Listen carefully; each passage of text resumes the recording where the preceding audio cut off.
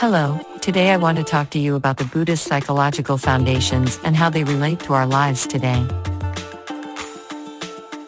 But before we delve into that topic, let's first learn a little about the life and teachings of the man who founded Buddhism, Buddha. The father of Buddhism and spiritual leader, Buddha, known as Siddhartha Gautama, lived in ancient times around the border of India and Nepal about the 6th centuries. He was born a prince and raised in a palace that only showed him happiness. One day he left the palace, and was deeply concerned by the suffering he witnessed, and soon afterward, he left his life seeking wisdom. After years of meditation under the Bodhi tree on suffering, he achieved enlightenment and became Buddha. According to the APA, 2023, Buddha in Pali and Sanskrit translates to awakened one. Spent his life sharing and instructing others toward enlightenment. Buddha's teachings referred to as the Dharma, to seek an end to suffering and attain enlightenment. Emphasizing the Four Noble Truths, the Eightfold Path, and the Three Poisons as the way to end suffering and achieve enlightenment. Now that we have some background on Buddha and his teachings, let's discuss the Buddhist psychological foundations and how they relate to our lives today. In the next few minutes, I will discuss the Four Noble Truths, the idea of interdependent origination, and the role of the Three Poisons, and how mindfulness and awareness can transform these negative mental states to benefit memory, reduce stress, and improve cognitive functions. But before that, I want to explain the difference between Buddhist psychology and philosophy. Let's get started.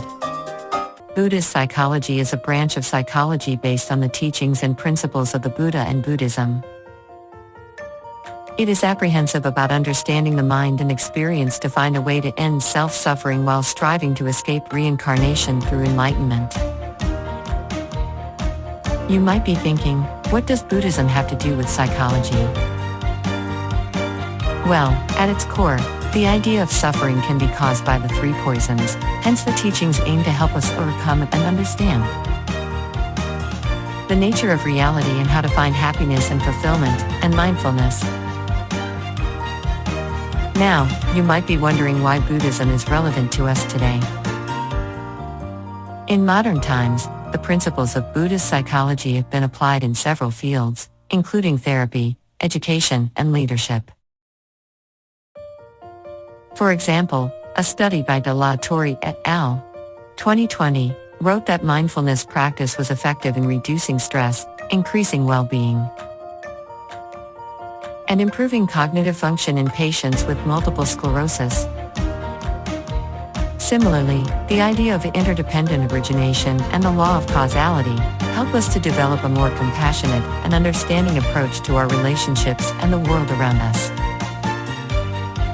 So, as you can see, Buddhist psychology has much to offer us in terms of understanding the mind, finding ways to live happier and more fulfilling lives. The Four Noble Truths are the central teachings of Buddhism and form the foundation of Buddhist psychology. They are as follows.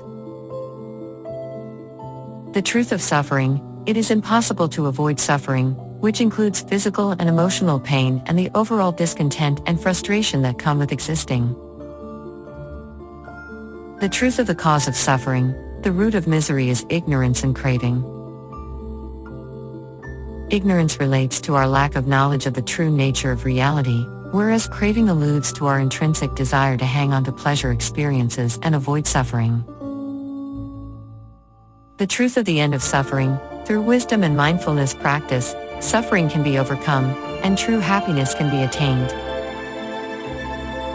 The truth of the path to the end of suffering: the Eightfold Path is a collection of guidelines and actions that leads to the cessation of suffering.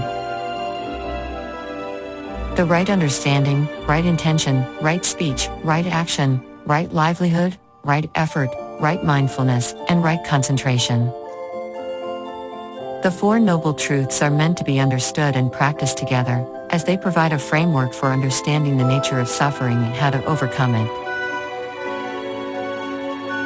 By recognizing the truth of suffering and its cause, we can develop the motivation to find a way out of suffering.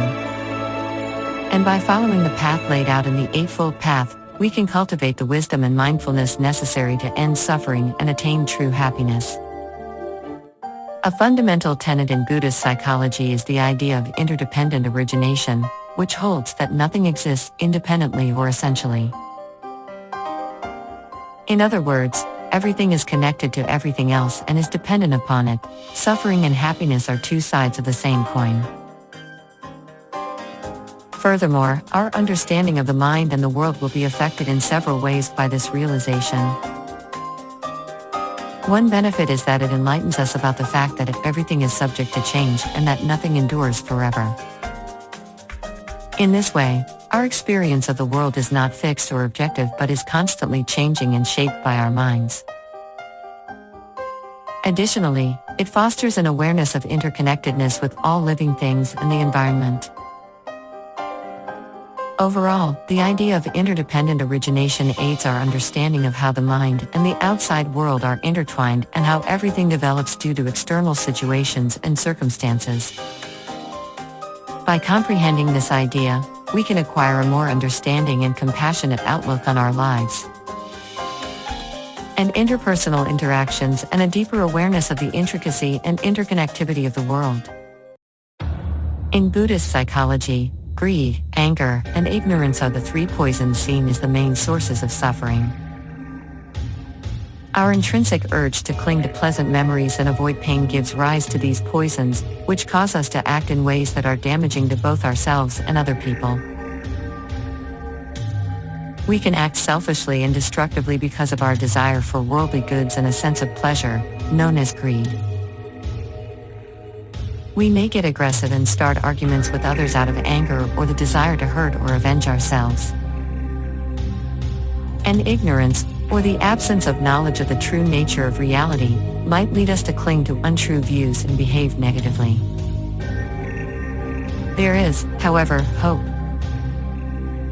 We can learn to detect these unfavorable thought states as they emerge and start to modify them by practicing mindfulness and awareness.